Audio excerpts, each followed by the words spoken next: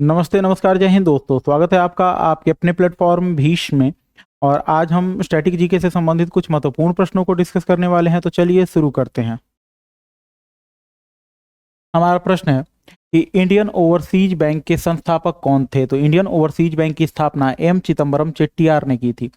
Indian overseas bank की स्थापना जो है वो एम चिदम्बरम चेट्टियार ने की थी। किसने की थी इंडियन ओवरसीज बैंक की स्थापना? तो एम चिदम्बरम चेट्टियार ने, एम चिदम्बरम चेट्टियार ने। ठीक है, चलिए चलते हैं नेक्स्ट क्वेश्चन पे। अगला प्रश्न है कि भारत सरकार के बैंकर के रूप में कौन कार्य करता है। तो भारत सरकार के बैंकर के रूप में भारतीय रिजर्व बैंक या रिजर्व बैंक ऑफ इंडिया करता है। अर्थात जब भारत सरकार को कर्ज की जरूरत पड़ती है तो भारत सरकार को कर्ज जो है वो भारतीय रिजर्व बैंक या रिजर्व बैंक ऑफ इंडिया देता है। अगले प्रश्न को देखते हैं। भारत की पुरानी मुद्रा प्रणाली में एक आना, भारत की पुरानी मुद्रा प्रणाली में एक आना 1 रुपए का कौन सा हिस्सा होता था। तो भारत की पुरानी मुद्रा प्रणाली में एक आना जो है ना वो 1 रुपए का 1/16वां भाग हुआ करता था। इसका मतलब ये हुआ कि 1 रुपए में 16 आने हुआ करते थे और 16 आने मिलकर 1 रुपया बनता था। चलिए चलते हैं नेक्स्ट क्वेश्चन पे। हमारा अगला प्रश्न है कि निम्नलिखित में से कौन सा भारत में एक राष्ट्रीयकृत बैंक है। तो अगर यहाँ देखा जाए तो भारतीय स्टेट बैंक ऑफ इंडिया जो है ना वो एक राष्ट्रीयकृत बैंक है। ये इसका राष्ट्रीयकरण जो है ना 1956 में 1956 में किया जाता है। स्टेट बैंक ऑफ इंडिया का राष्ट्रीयकरण 1956 में किया जाता है। 1956 से पहले इस बैंक को इंपीरियल बैंक ऑफ इंडिया के नाम से जाना जाता था। किस नाम से जाना जाता था? तो imperial bank of India, imperial bank of India के नाम से जाना जाता था। और इस इंपीरियल बैंक ऑफ इंडिया का 1956 में राष्ट्रीयकरण किया जाता है और उसका नाम बदलकर स्टेट बैंक ऑफ इंडिया कर दिया जाता है। यही पूछा जा रहा है इस प्रश्न में कि निम्नलिखित में से यानी यहाँ दिए गए चारों ऑप्शन में से एक राष्ट्रीयकृत बैंक कौन सा है। तो जो स्टेट बैंक ऑफ इंडिया है वो एक राष्ट्रीयकृत बैंक है और बाकी जितने भी हैं वो प्राइवेट बैंक है यानी निजी क्षेत्र के बैंक हैं। ठीक है, चलिए चलते हैं नेक्स्ट क्वेश्चन पे। हमारा अगला प्रश्न है कि जमा राशि का वह प्रतिशत जिसे एक बैंक को अपने पास नगद भंडार के रूप में, जरा ध्यान देंगे इस वर्ड पे, नगद भंडार के रूप में रखना चाहिए, उसे क्या कहते हैं। यानी उसे कैश रिजर्व के रूप में जो पैसा, किसी भी बैंक को कैश रिजर्व के रूप में जो पैसा अपने पास रखना होता है उसे कैश रिजर्व रेशियो कहते हैं। ध्यान देंगे, कैश रिजर्व के रूप में जो पैसा उसे अपने पास रखना होता है उसे कैश रिजर्व रेशियो कहते हैं। एक बैंक को अपने कुल जमाओं का एक हिस्सा अपने पास नगद के रूप में उपस्थित रखना होता है, उस पैसे को कैश रिजर्व रेशियो या नगद आरक्षित अनुपात कहते हैं। क्या कहते हैं? ध्यान देंगे इस वर्ड पे, कैश रिजर्व रेशियो या नगद आरक्षित अनुपात। चलिए चलते हैं नेक्स्ट क्वेश्चन पे। हमारा अगला प्रश्न है कि निम्नलिखित में से कौन सा सार्वजनिक क्षेत्र का उद्यम महारत्न, सार्वजनिक क्षेत्र का उद्यम महारत्न की श्रेणी में आता है। तो यहां दिए गए ऑप्शन में से steel authority of India limited, steel authority of India limited SAIL, steel authority of India limited इसको क्या कहेंगे? SAIL, SAIL। Steel authority of India limited जो है वो एक महारत्न कंपनी है। क्या है? एक महारत्न कंपनी है। अगर महारत्न कंपनियों के बारे में देखा जाए तो महारत्न कंपनियों की कुल संख्या जो है वो 14 है। महारत्न कंपनियों की कुल संख्या कितनी है? 14 है। और जो सबसे नया महारत्न कंपनी है या जो सबसे अंतिम महारत्न कंपनी बनी वो है HAL, हिंदुस्तान एरोनॉटिकल्स लिमिटेड। ध्यान देंगे, भारत में महारत्न कंपनियों की कुल संख्या जो है वो 14 है और जो सबसे अंतिम या सबसे नई महारत्न कंपनी है वो HAL, हिंदुस्तान एरोनॉटिकल्स लिमिटेड है। और यहां दिए गए चारों ऑप्शन में से steel authority of India limited जो है वो भी एक महारत्न कंपनी है। चलिए चलते हैं नेक्स्ट क्वेश्चन पे। तो जो हमारा अगला क्वेश्चन है कि निम्नलिखित में से कौन सी कंपनी नवरत्न कंपनी है। तो अगर नवरत्न कंपनियों की बात की जाए तो भारत में नवरत्न, कुल नवरत्न कंपनियों की संख्या जो है वो 26 है। भारत में कुल नवरत्न कंपनियों की संख्या 26 है। और यहां दिए गए इन ऑप्शंस में से engineers India limited, engineers India limited जो है एक नवरत्न कंपनी है। ध्यान देंगे, भारत में कुल नवरत्न कंपनियों की संख्या 26 है और यहां दिए गए चारों ऑप्शन में से इंजीनियर्स इंडिया लिमिटेड जो है वो एक नवरत्न कंपनी है। अगले ऑप्शन पे चलते हैं, अगला क्वेश्चन पे चलते हैं। तो अगला क्वेश्चन है निम्नलिखित में से कौन भारत में रोजगार सृजन कार्यक्रम है। तो अगर यहां देखा जाए तो स्वर्ण जयंती शहरी रोजगार योजना, स्वर्ण जयंती शहरी रोजगार योजना जो है इस ऑप्शन पे जरा ध्यान देंगे, स्वर्ण जयंती शहरी रोजगार योजना है वो एक रोजगार सृजन कार्यक्रम है। क्या है? तो एक रोजगार सृजन कार्यक्रम है, यानी एक ऐसा कार्यक्रम है जिसका उद्देश्य युवाओं को रोजगार उपलब्ध करवाना है। अब ये क्वेश्चन बहुत इंपॉर्टेंट हो जाता है, यहाँ से अक्सर क्वेश्चन पूछ लिया जाता है कि स्वर्ण जयंती शहरी रोजगार योजना की शुरुआत कब हुई थी।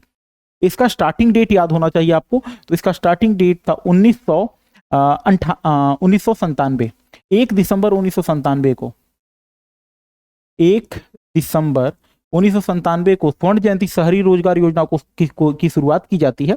और स्वर्ण जयंती शहरी रोजगार योजना का जो सबसे मूल उद्देश्य था वो युवाओं को, शहरी युवाओं को रोजगार उपलब्ध करवाना था। अगले क्वेश्चन को देखते हैं। अगला प्रश्न जो है, निम्नलिखित में से किस मंत्रालय ने पीएम पोषण योजना, इसी पीएम पोषण योजना को पहले मध्याह्न भोजन योजना के नाम से भी जाना जाता था, तो यहाँ ये पूछा जा रहा है कि ये जो मध्याह्न भोजन योजना है या इसी का जो नया नाम है पीएम पोषण योजना है, इसे किस मंत्रालय ने शुरू किया था? तो भारत सरकार की पीएम पोषण योजना या मध्याह्न भोजन योजना की शुरुआत जो है वो शिक्षा मंत्रालय ने की थी। पीएम पोषण योजना या मध्याह्न भोजन योजना को शिक्षा मंत्रालय ने शुरू किया था। किसने किया था? शिक्षा मंत्रालय ने शुरू किया था। अगले प्रश्न को देखते हैं। जो हमारा अगला प्रश्न है कि निम्नलिखित विकल्पों में से सही युग्म को चुनिए। यहाँ कुछ विकल्प दिए गए हैं, इनमें से किसी एक सही विकल्प को चुनना है। तो छठी पंचवर्षीय योजना राजीव गांधी, चौथी पंचवर्षीय योजना, छोड़िए, यहाँ दिया गया है कि निम्नलिखित में से सही युग्म को चुनिए। तो यहाँ जो सही युग्म है वो है पांचवी पंचवर्षीय योजना जो है वो इंदिरा गांधी के समय की। यहाँ पूछा जा रहा है कि सही युग्म, तो यहाँ जो सही युग्म है वो है पांचवी पंचवर्षीय योजना इंदिरा गांधी के समय में। इसके बारे में कुछ इंपॉर्टेंट फैक्ट देख लो। जो पांचवी पंचवर्षीय योजना है ना वो 1974 में शुरू होती है और 1978 तक चलती है। जो पांचवी पंचवर्षीय योजना है वो 1974 में शुरू होती है, 1978 तक चलती है। लेकिन पंचवर्षीय योजना जो होती है इनका कार्यकाल होता था 5 साल, लेकिन ये खत्म हो गई 4 साल में। तो इस योजना के बारे में एक इंपॉर्टेंट फैक्ट ये भी है, यह योजना 1 वर्ष पहले समाप्त हो गई थी, अपने निर्धारित समय से 1 वर्ष पहले समाप्त हो गई थी। तो अगर आपसे कोई पूछे कि कौन सी पंचवर्षीय योजना अपने निर्धारित समय से 1 वर्ष पहले समाप्त हुई थी, तो वो पांचवी पंचवर्षीय योजना थी। उस समय देश के उस समय इंदिरा गांधी की सरकार थी। अगर आपसे पूछा जाए कि देश में सरकार किसकी थी, तो उस समय इंदिरा गांधी की सरकार थी। और इंदिरा गांधी ने इसी पांचवी पंचवर्षीय योजना के समय गरीबी हटाओ का नारा दिया था। बहुत ही इंपॉर्टेंट नारा है और बहुत इंपॉर्टेंट क्वेश्चन भी है, अक्सर एग्जामिनेशन में पूछ लिया जाता है, गरीबी हटाओ, गरीबी हटाओ। तो अक्सर एग्जामिनेशन में पूछा जाता है कि इंदिरा गांधी ने गरीबी हटाओ का नारा किस पंचवर्षीय योजना में दिया था। तो इंदिरा गांधी ने गरीबी हटाओ का नारा पांचवी पंचवर्षीय योजना में दिया था। पांचवी पंचवर्षीय योजना का जो कार्यकाल था वो 1974 से 1974 से 1978 तक था। यह जो पंचवर्षीय योजना है वो अपने निर्धारित समय से 1 साल पहले समाप्त हो जाती है, या अपने निर्धारित समय से 1 साल पहले समाप्त हो जाती है। चलिए चलते हैं नेक्स्ट क्वेश्चन। अगला प्रश्न है कि नीति आयोग द्वारा प्रतिस्थापित किए जाने से पूर्व इसमें से किस संगठन के द्वारा लकड़वाला सूत्र, ध्यान देंगे, लकड़वाला सूत्र या लकड़वाला फार्मूला का प्रयोग करके बेरोजगारी से संबंधित आंकड़े को संकलित किया जाता था। तो नीति आयोग जो है ना वो योजना आयोग को समाप्त करके उसकी जगह शुरू हुई थी। और यही पूछा जा रहा है कि नीति आयोग से पहले वो कौन सा संगठन था जो लकड़वाला सूत्र के आधार पर गरीबी के आंकड़े देता था। तो वह संगठन था योजना आयोग, प्लानिंग कमीशन।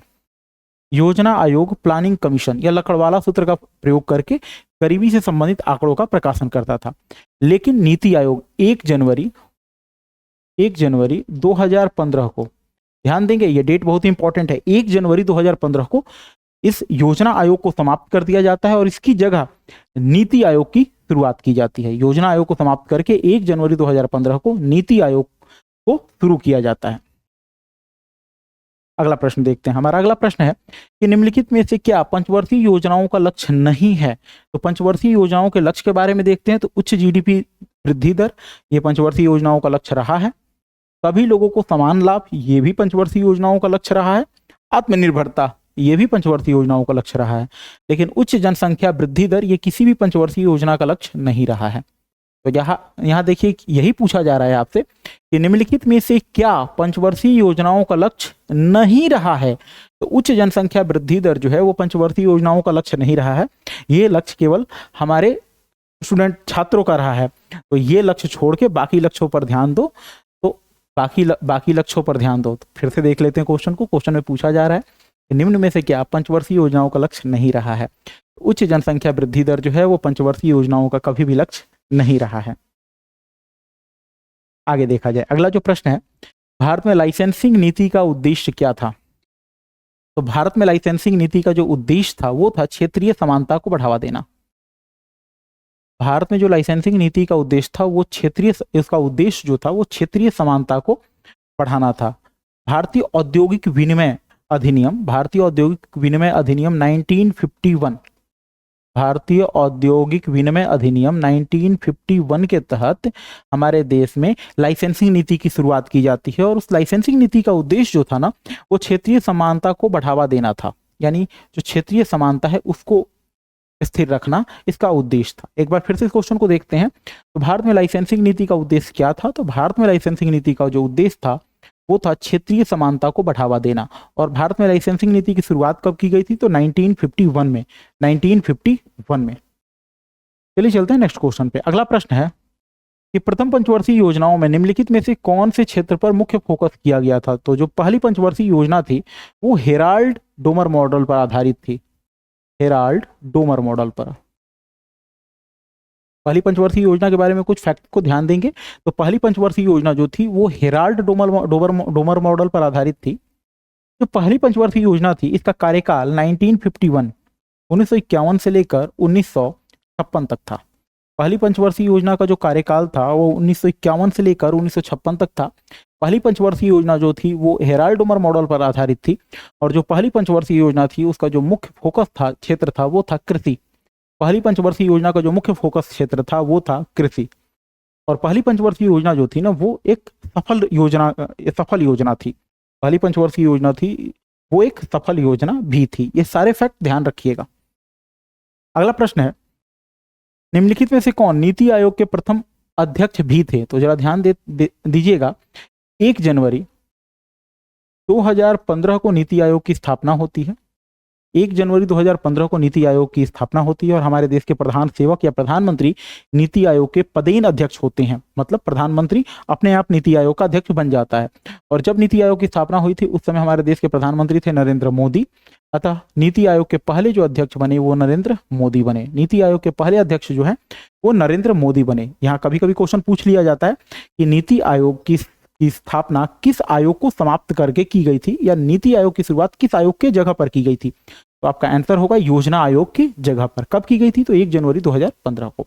और नीति आयोग के पहले जो अध्यक्ष थे वो कौन थे? तो हमारे प्रधानमंत्री नरेंद्र मोदी। अगला प्रश्न देखते हैं, निम्नलिखित में से किस अर्थशास्त्री ने हिंदू विकास दर शब्दावली गढ़ी थी? तो जो राजकृष्ण है, प्रोफेसर राजकृष्ण ने हिंदू विकास दर शब्दावली दी थी और इन्होंने ये शब्दावली 1978 में दी थी। ये भी ध्यान रखेंगे, प्रोफेसर राजकृष्ण ने 1978 में हिंदू विकास दर नाम की शब्दावली दी थी। चलिए चलते हैं नेक्स्ट क्वेश्चन पे। हमारा अगला प्रश्न है कि निम्नलिखित में से कौन खाद्य सुरक्षा की विशेषता नहीं है? अब खाद्य सुरक्षा के अर्थ को समझते हैं। खाद्य सुरक्षा का अर्थ ये होता है कि देश के सभी नागरिकों के लिए खाद्यान्न यानी भोज्य पदार्थों का या खाने वाले जो भी अनाज है, अनाजों की उपलब्धता होना, उन्हें एक स्थान से दूसरे स्थान तक ले जाने की सुविधा होना, उन्हें सुरक्षित रखने की यानी उनके भंडारण की सुविधा होना। ठीक है, तो जरा देखते हैं निम्नलिखित में से कौन सा खाद्य सुरक्षा की विशेषता नहीं है। इस शब्द पे भी ध्यान दें। कई बार क्या होता है, स्टूडेंट क्वेश्चन का आंसर तो ठीक करते हैं लेकिन वो सही से क्वेश्चन को नहीं पढ़ते और ये छोटे छोटे शब्द जो है ना वो क्वेश्चन के सेंस को बदल देते हैं। अब हम क्या करेंगे, पढ़ेंगे कि खाद्य सुरक्षा की विशेषता, अब यही पढ़ के आंसर कर देंगे कि खाद्य सुरक्षा की विशेषता क्या है। पूरे क्वेश्चन को पढ़िए। यहाँ ये पूछा जा रहा है कि खाद्य सुरक्षा की विशेषता क्या नहीं है, यानी खाद्य सुरक्षा में क्या शामिल नहीं है। तो जरा देखते हैं ऑप्शन को। तो खाद्य सुरक्षा में उपलब्धता है शामिल, यानी खाद्य पदार्थों का देश के सभी नागरिकों के लिए उपलब्धता सुनिश्चित करना, ये खाद्य सुरक्षा का लक्ष्य है। फिर कह रहा है कि वहनीयता, मतलब एक जगह से दूसरे जगह तक लाने और ले जाने की क्षमता होना, बिल्कुल कैरिंग कैपेसिटी भी इसका लक्ष्य है। और अभिगम्यता यानी एक्सेसिबिलिटी या सभी के लिए उपलब्ध होना भी इसका लक्ष्य है। लेकिन अगर ऑप्शन सी को देखा जाए, स्वीकार्यता, ये इसका लक्ष्य कभी नहीं रहा है। तो खाद्य सुरक्षा का जो लक्ष्य क्या नहीं रहा है, तो स्वीकार्यता। ऑप्शन सी इसका लक्ष्य नहीं है। खाद्य सुरक्षा का लक्ष्य जो है वो स्वीकार्यता कभी भी नहीं रहा है। चलिए चलते हैं नेक्स्ट क्वेश्चन पे।